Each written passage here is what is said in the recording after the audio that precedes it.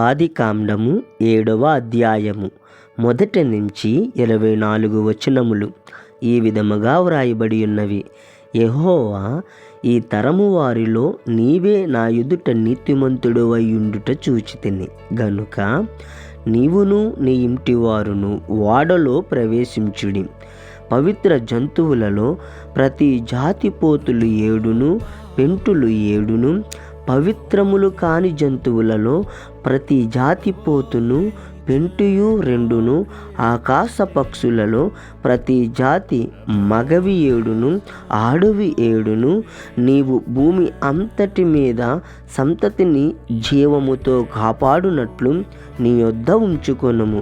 ఎందుకనగా ఇంకను 7 దినములకు నేను 40 పగళ్ళును 40 రాత్రులను భూమి మీద వర్షము కురిపించి నేను చేసిన సమస్త జీవరాశులను భూమి మీద ఉండకుండా తుడిచివేయుదునని నోవాహుతో చెప్పెను.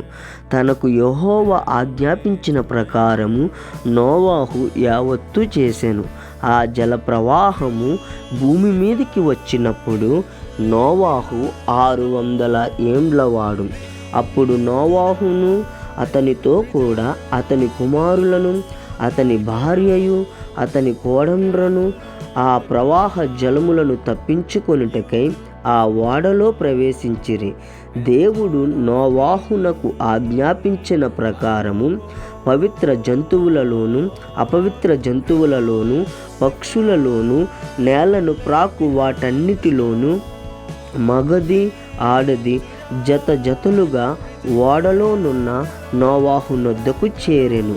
7 దినములైన తరువాత ఆ ప్రవాహ జలములు భూమి మీదికి వచ్చెను. నోవాహు వయసు యొక్క 600 సంవత్సరము 2వ నెల 17వ దినమున మహాగాధ జలముల ఊటలన్నీయు ఆ దినమందే విడబడెను. ఆకాశపు తూములు విప్పబడెను. 40 పగళ్ళును 40 రాత్రులను ప్రచండ వర్షము భూమి మీద కురిసెను. ఆ దినమందే నోవాహును నోవాహు కుమారులకు షేమును హామును యపేతును నోవాహు భార్యయు వారితో కూడా అతని 3 కోడండ్రను ఆ ఓడలో ప్రవేశించిరి.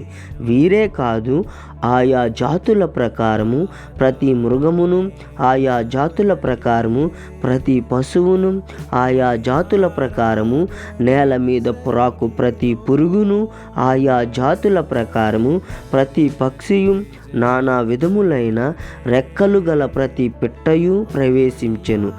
జీవాత్మ గల సమస్త శరీరులలో 2 ఓడలోనున్న నోవాహునొద్ద ప్రవేశించెను.